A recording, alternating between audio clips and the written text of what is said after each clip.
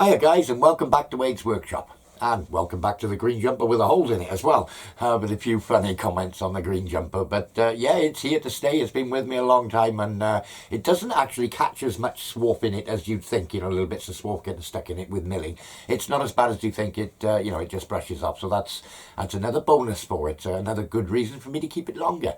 Okay, let's start with. I want to address one other thing. People have said.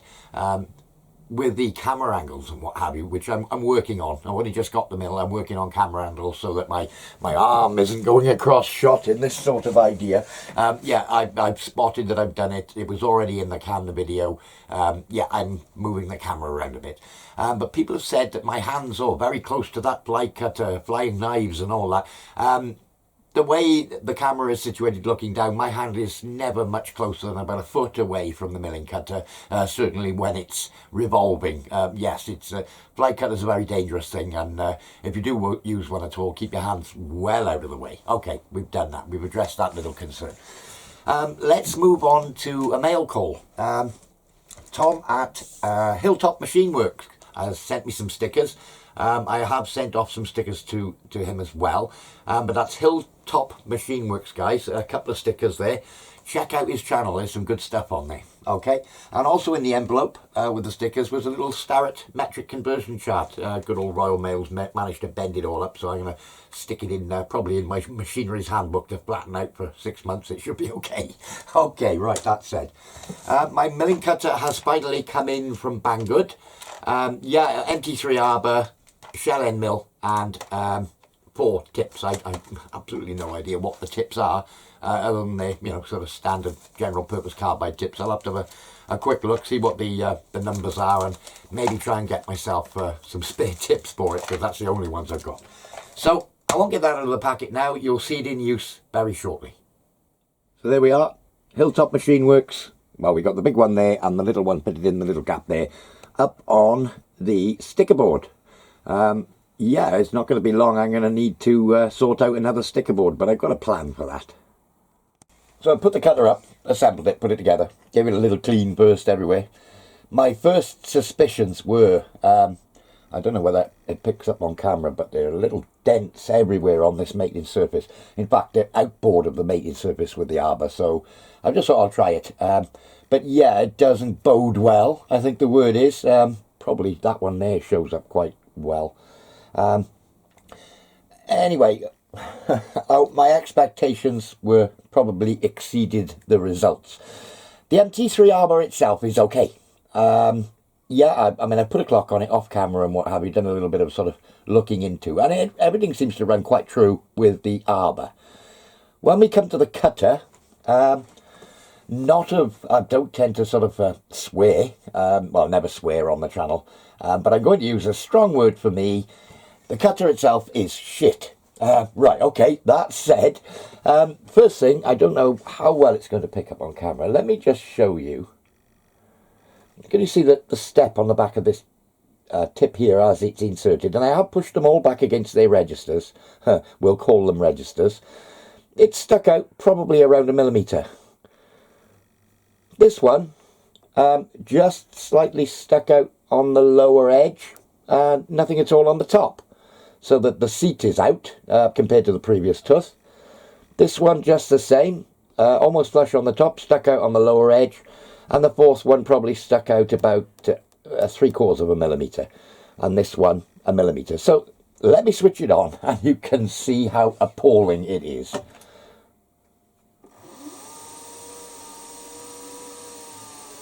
I don't know what's going to show best. Let me find a speed that shows it.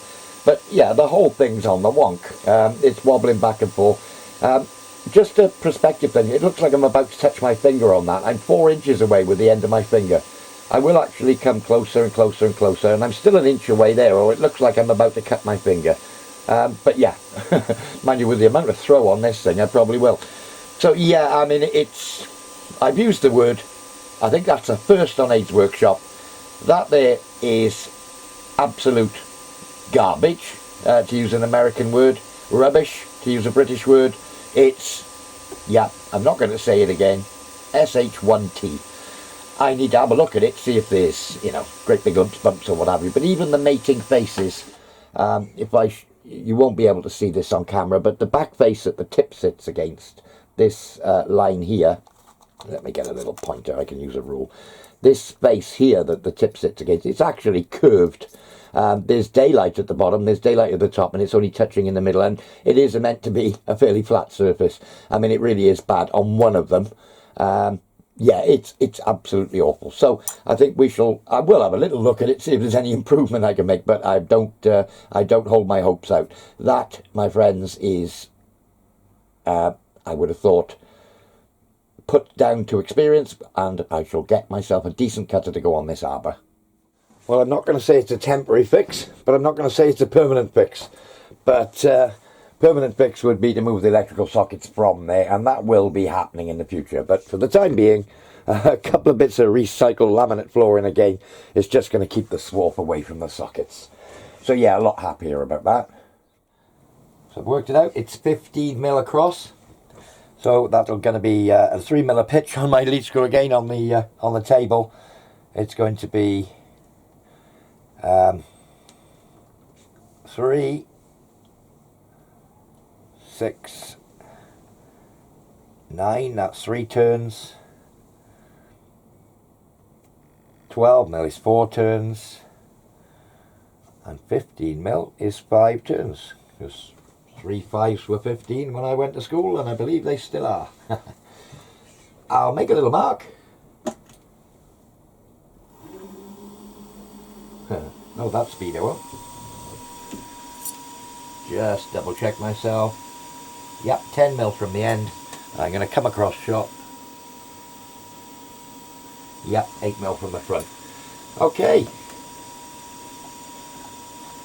So centre drill at 2 in this position now.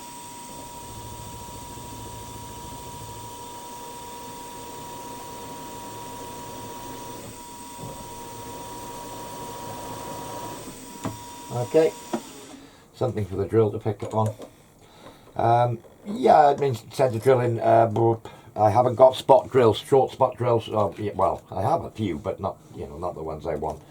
Had I had the correct spot drill, I probably would have just spot drilled them, with 8.2 and gone straight through. But I haven't got one, so we won't do that.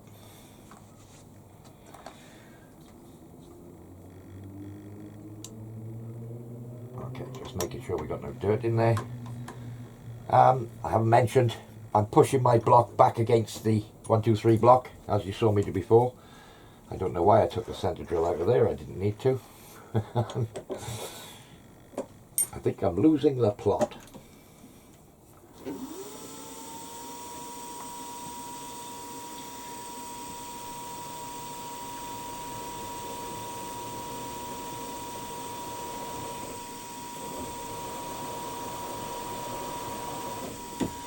Okay, and column back up again. Should have took a note of where I had the column last time. Right, now these holes are M8 tapped, and the tapping drill for M8 is 6.8mm. So dig out the 6.8mm drill.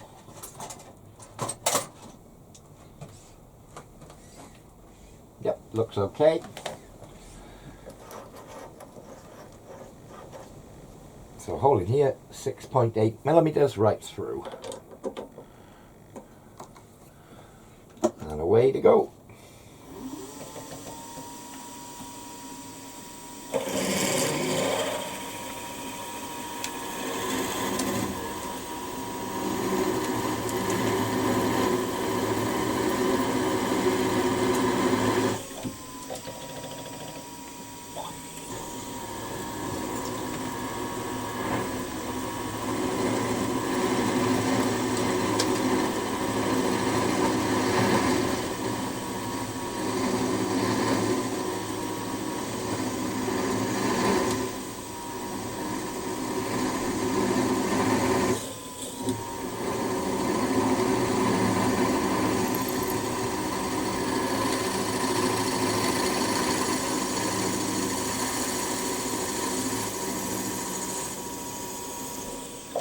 Okay, that's the other one.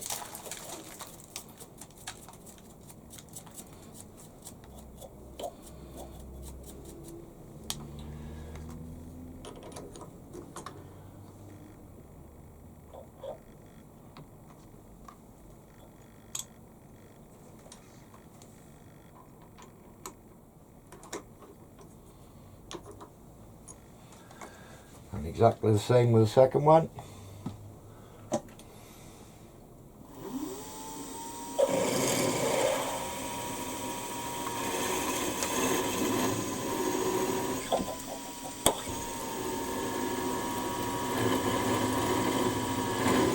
Making an awful mess on my table.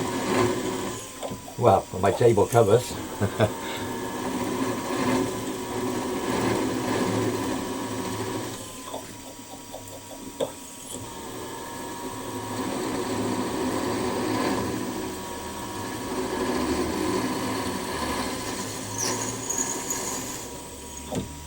Is that through? Yeah.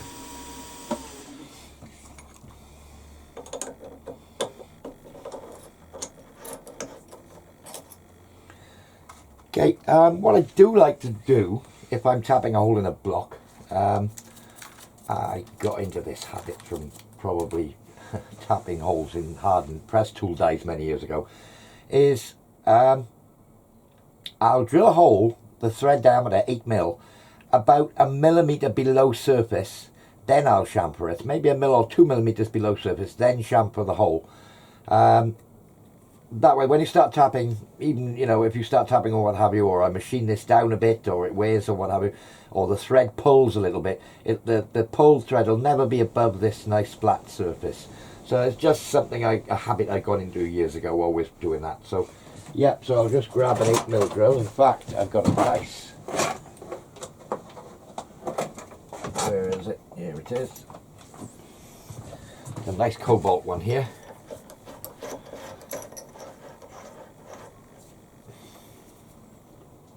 Chuck key. I'm not used to having to pick up a chuck key. I normally use the keyless chucks quite regularly. So I'm just going to touch on the surface.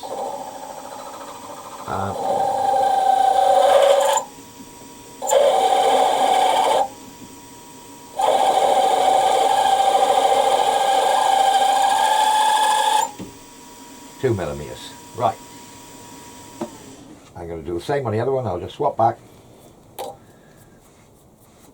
And I'll probably do the same on the underside of this as well, but that's, yeah, you don't need to see that. You got the idea from this one. Right. Swap back to the other one.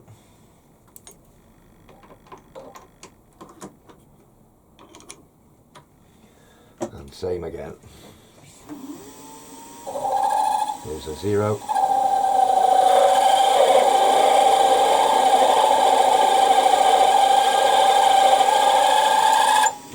Deep. It's actually quite controllable on the handles there for depth. You know, if you had something, do something to a precise depth, I'd use the little fine feed. But yeah, I mean, you can control it to within, you know, a couple of hundredths.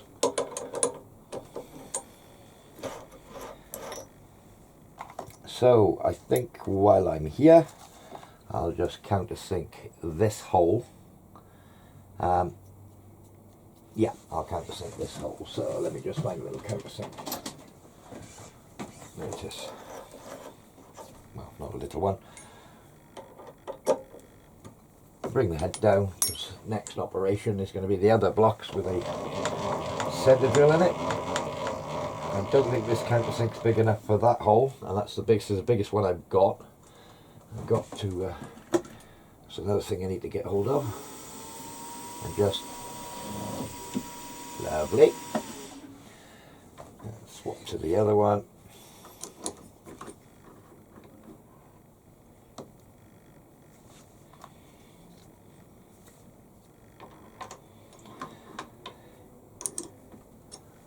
And same again. Lovely. Okay, so I'm going to have to tap those holes. yeah, I'll get something set up to tap them, but I'm sure you don't want to see me tapping a couple of holes, but I can be sure you that they will be tapped nice and square. So yeah, I need to get the other two blocks out now, which are going to be the other way round, or basically this hole is this end and this hole is this end, but same sort of relative positions. And that'll be these blocks done, other than a bit of deburring and tapping the holes. I've just blocked up this piece of steel. It's actually silver steel 01. I think Americans call it drill rod, but it's the flat plate version of that. But it's 01 steel. So yeah, it's quite tough. And it's what I'm going to use for the 4 little clamps. So using the same method, I mean, this piece has had a former life. It was used for some sort of, what do you call it, emergency tool for something at some point in its life. I can't recall what now. But yeah, I blocked it up. So usual method, you've seen me do it before. All 4 sides done along the length, and it's to size.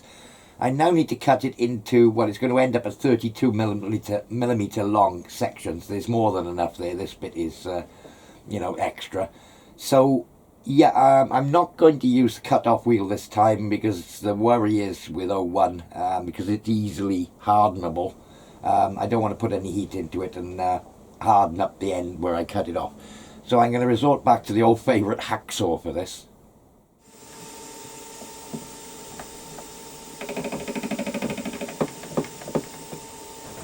So exactly the same method. I've squared up the one end, and now I'm just dressing them all up to the same length the other end. I've got one more cut after this. Yeah, I've had to sharpen the tool, the fly cutting bit. This 01, yeah, it's tougher, and it did need a sharpen. I've done a fair bit with that tool since I set it up. So yeah, that should be a finishing cut. So nice and gently, and I'm running a little bit slower as well. What am I running at? 770.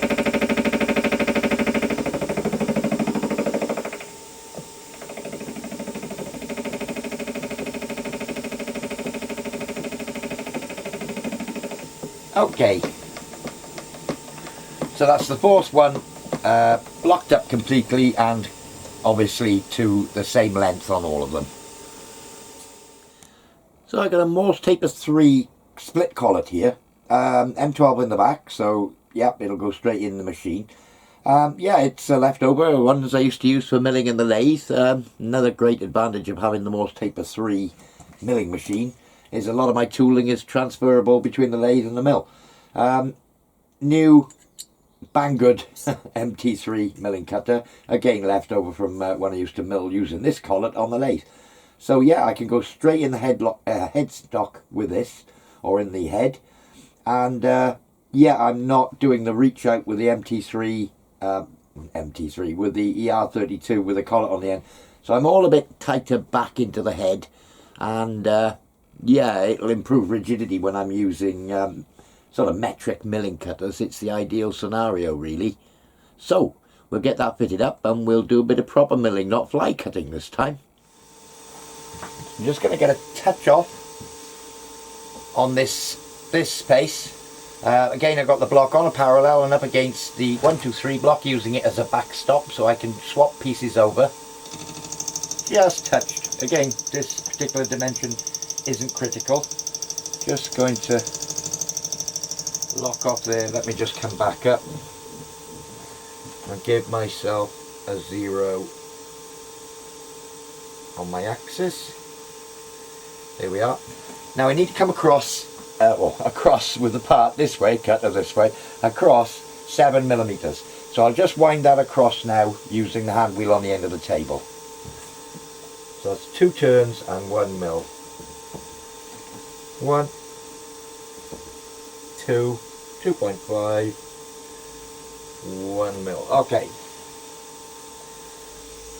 So there's the 7 mil. Now that is the depth that it's going to enter the slot. I'm actually thinking on it, I think I'll go an extra mil. So yeah, making it up as I go along, guys. There's the extra mil. Right, I'll lock the table in this axis. Okay, so I'm just going to come down to touch now.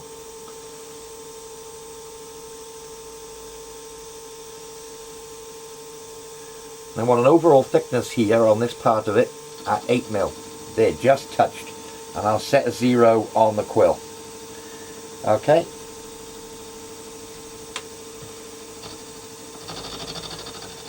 We just come off the part. And what shall I take? I don't know. We'll try 0.2 cuts. What am I running at? 700. I'll leave it there for the moment because this is 01, as I said earlier. I'll get a bit of cutting compound there as well, I think. So yes, 8mm back.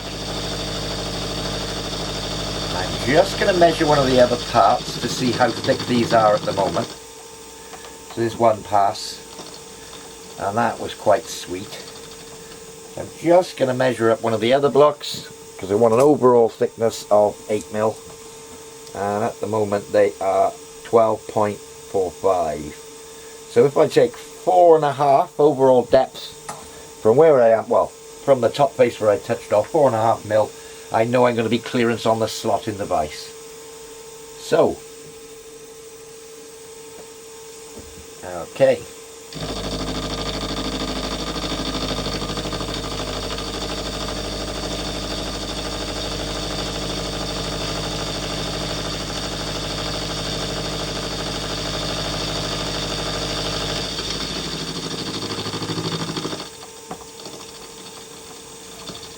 So yeah, down to a depth of 4.5. I'll bring you back probably when we're on the finishing cut. Let's go for a 0.5mm cut this time.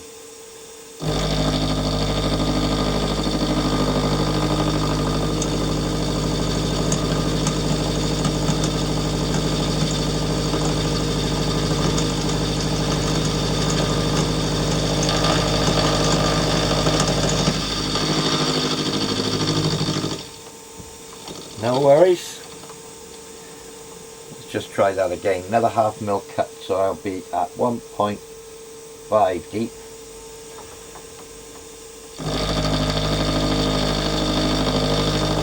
I'm not hogging material off. I'm not worried about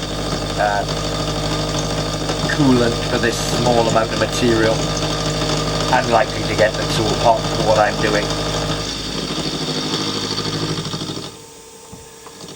But it seems to be doing a sweet job. So, I'll bring you back when we're somewhere near, and I think I will get a bit of my metalworking lubricant on it.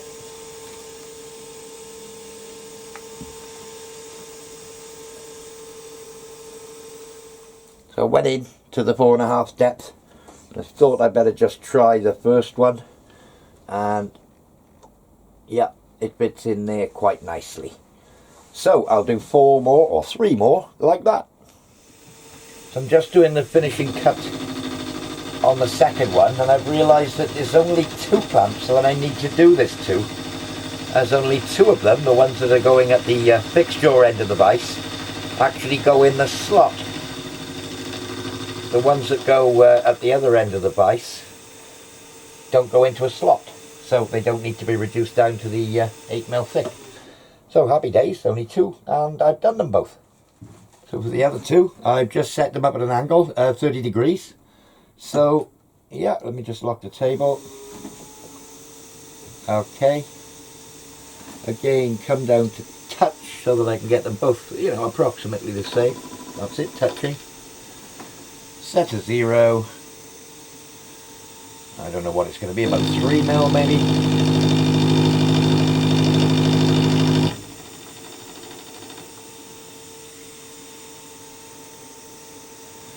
That's 1.2.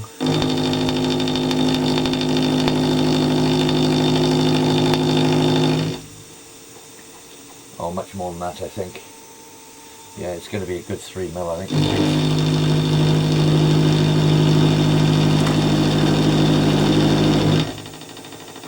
More. That's 2.5.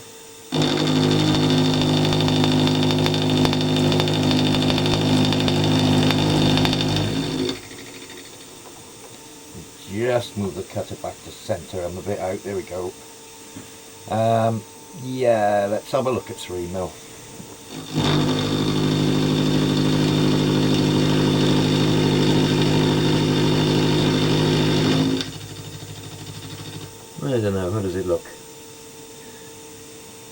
try 3.5.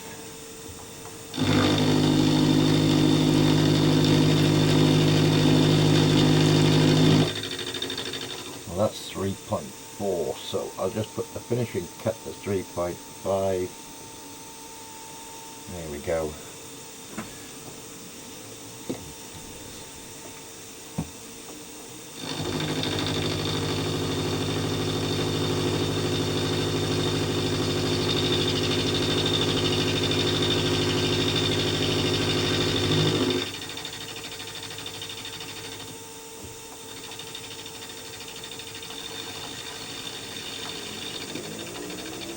Yeah, that looks about right.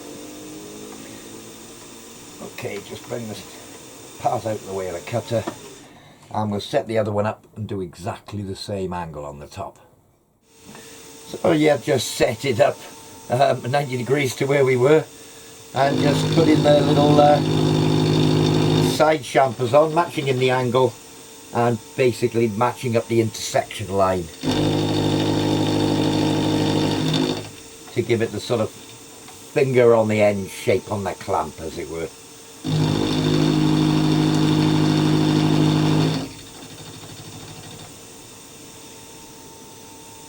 It's going to be approximately 3.5mm deep, the same as the other from touching, but they did have chamfers filed on them, so it's in that ballpark, but it might not be spot on 3.5 from my touch off.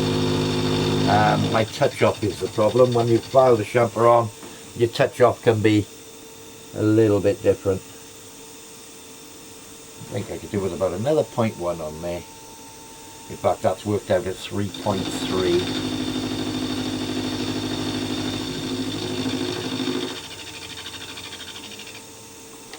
Okay. So let me just bring that into shot. Oh dear. So yeah, the end of the part now has the nose on it, very similar to what I've did on the other milling vise clamps. Obviously lots of break edges to go on here yet, but we'll cross that bridge when we come to it. But yeah, happy with how they're looking so far.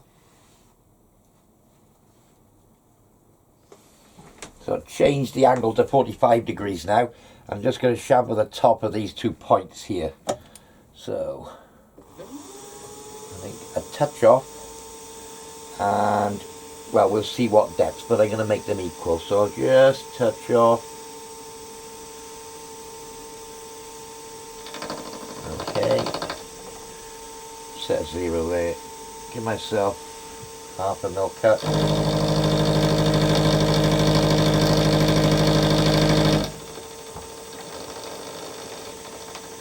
Not enough, so we'll go 1mm.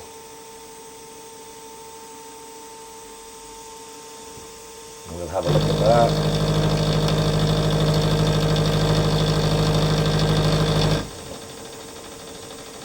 I think I'll go 1.5, I think. So basically 1.4.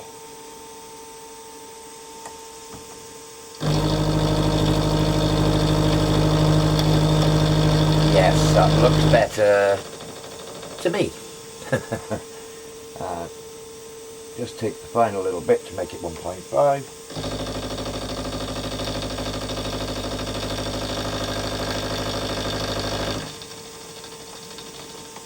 Yeah, I like that. So I'll just move over to be able to do the second one. I'm not going to hit anything there, am I? Probably about there would be my spot. Let me just come up and away. Whoop. Again, do a touch off. Any moment now. There it is. Set my 0 again, and we'll do a 1.5.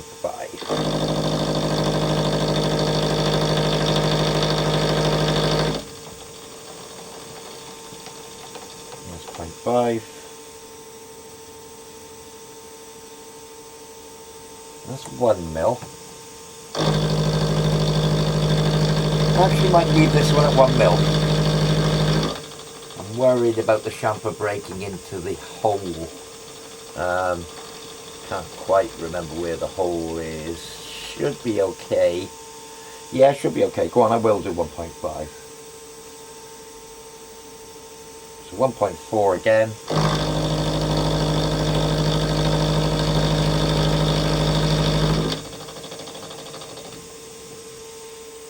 And then down to the 1.5. I'm finishing pass with a light cut.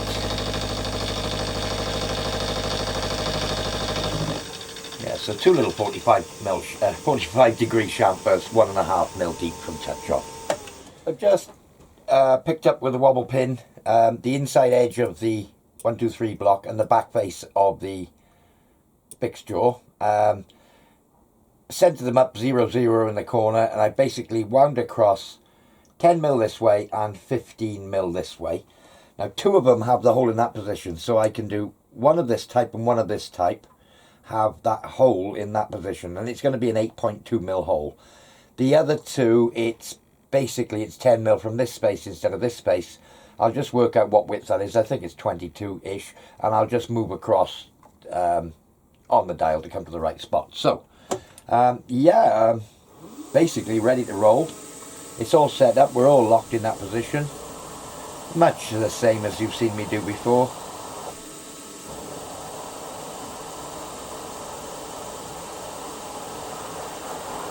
Again, I'm on a set of parallels. They're underneath, but they're out of my way. Let's just move that out of my way. Okay, so rather than wind the head up and down, I'll just swap to the other one. Quicker just to swap two parts than it is to swap back and forth drills and changing the height.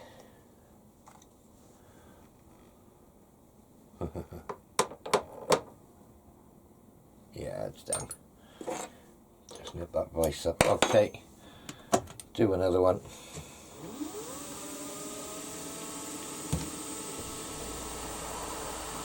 Being kind to this one, put a bit of compound on it.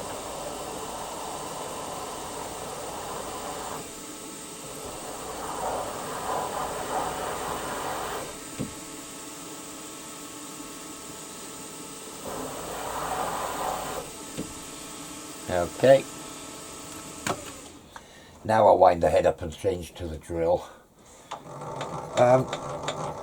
Yeah, straight in with an 8.2 drill. Shouldn't be too much of a problem. Have I gone high enough? Yeah.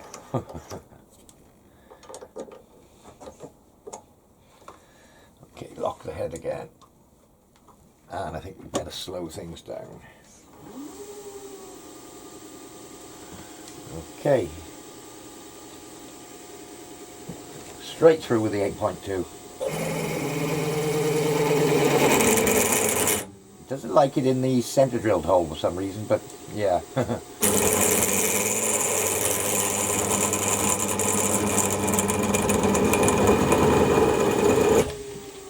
Second you get through that little pilot.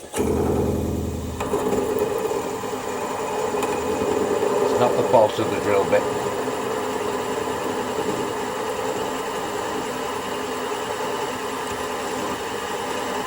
Well, it might be. Might be a blunt drill. Probably is now. And of course, silver steel.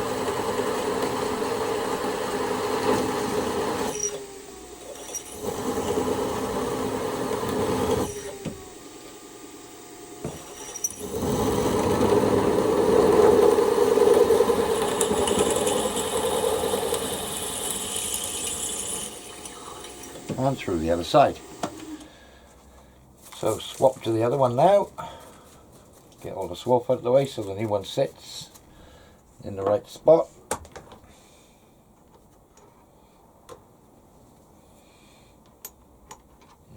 Bit of dirt in there.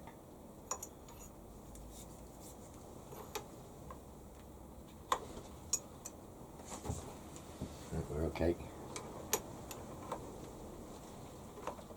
We got a bit of dirt in there as well.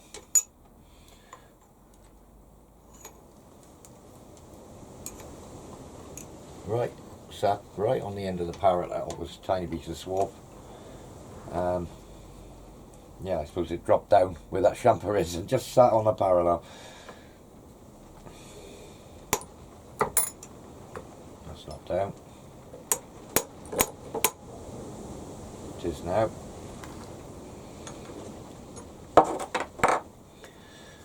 Okay. I should have a look at this drill really, but what I'll do,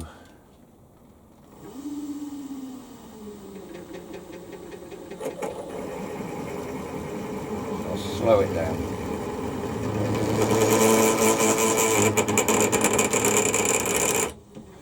Didn't like it, did it?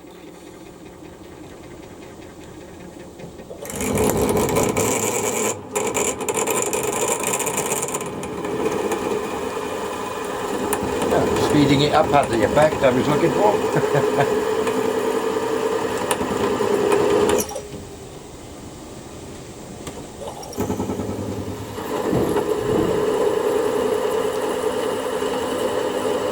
I'm not putting any effort into this drilling. I am pushing on the handle obviously, but I'm not forcing the drill through. Tell by the temperature there that drill does need to sharp.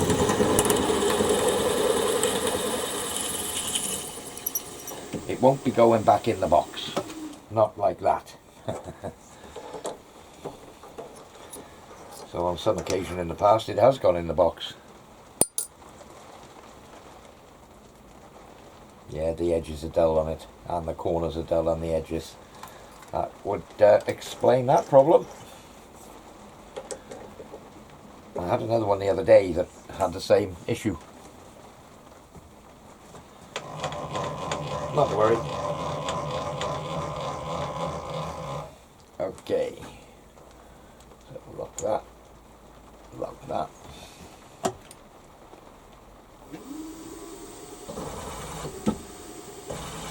Just a little 45 on there. Let's clean that up again. I've just had a blinding idea. I should have thought of it before. Not to worry. A blinding idea.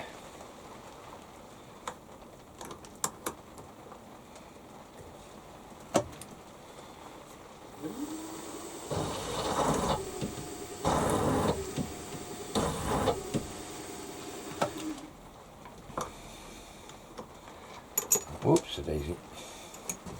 Dropping everything here. Right, let's just have a quick clean up of it. Job here. Wind the head back up. Let's just start that up. I'll chamfer the hole on the underside.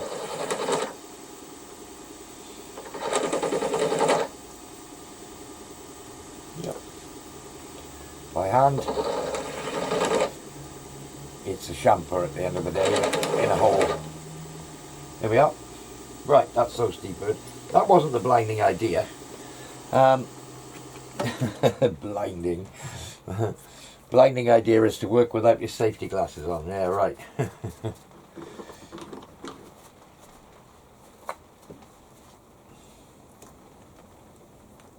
Okay, we're clean, all clean again in there. Just clean those parallels off.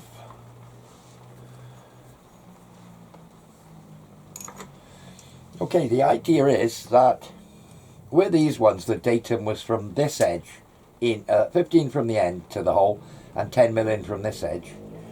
If I were to fit these ones upside down, well, it's not going to work with that one. It will if I swivel the 1, 2, 3 plate up a bit. Yeah, and the idea was, if you do them upside down, that one will work. It's exactly the same as coming from this edge in 10mm. So, wish I'd thought of that earlier. I wouldn't have had to wind the head up and down quite so often. So,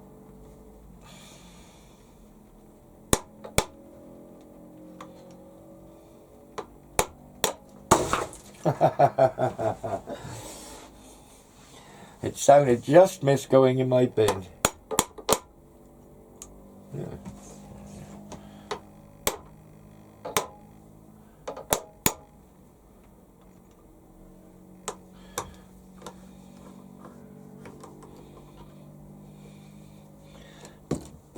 does have tapping down if you nip the vise a little bit. I think it was bouncing.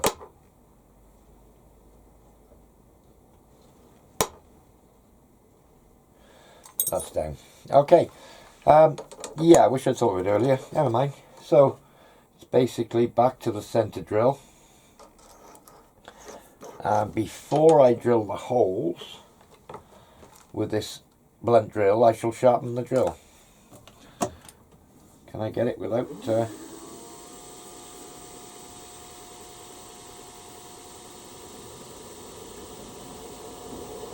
bit slow actually.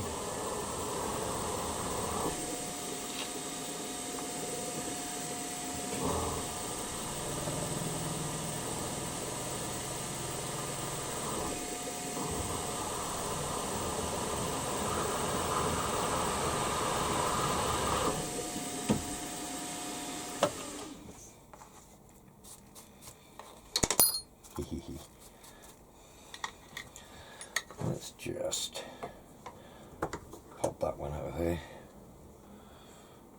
I'm just going to swivel this up so that it still catches the end of the part. There we go, that should do me.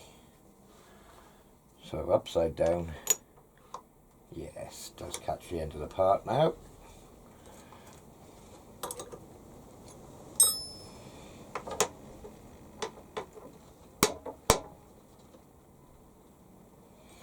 Parallels tight.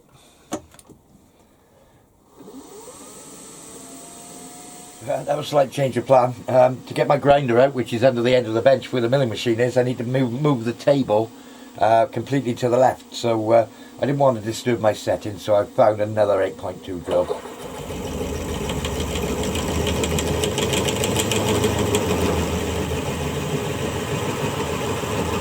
Which is sharp.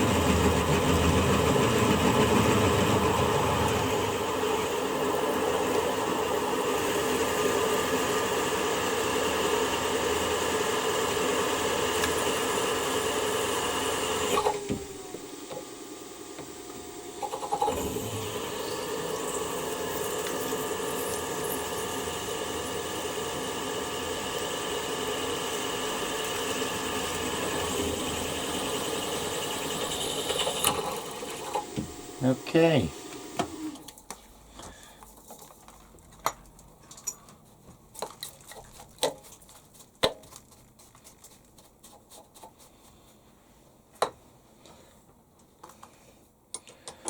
So swap back to the other part and drill the other part.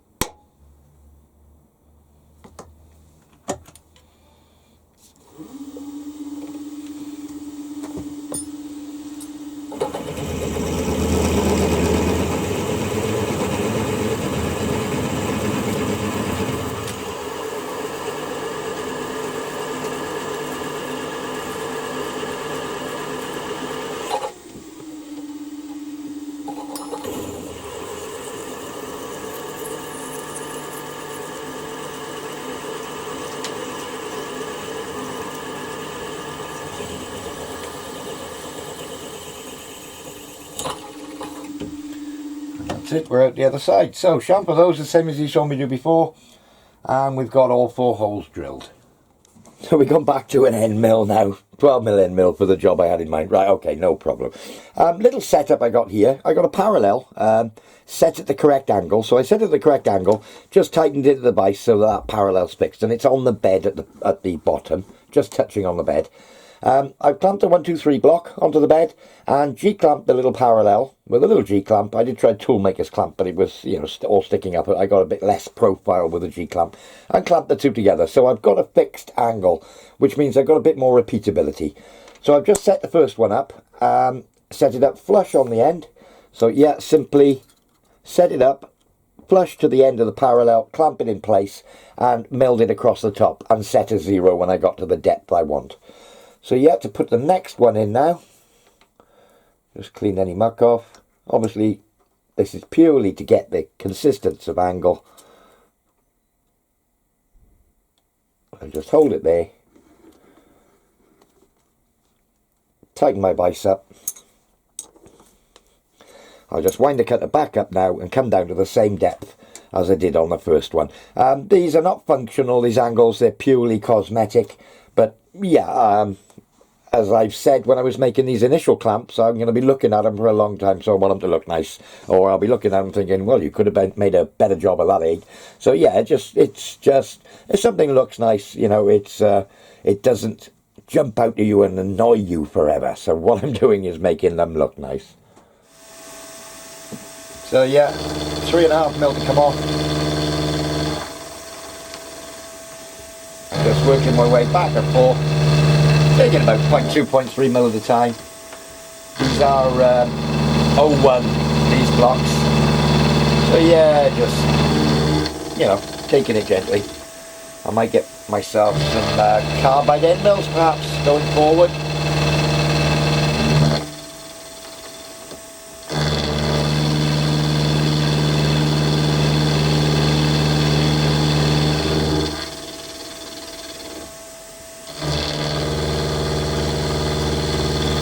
As you can see, it makes short work of that. Right, there's about 1 millimetre to go.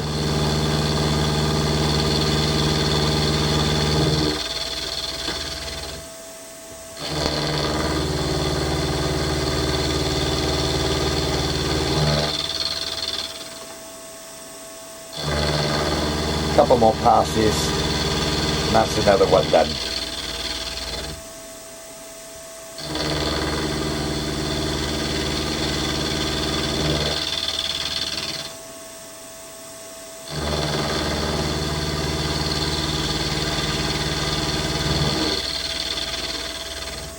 And that should be it. Nice and slow for a finishing cut.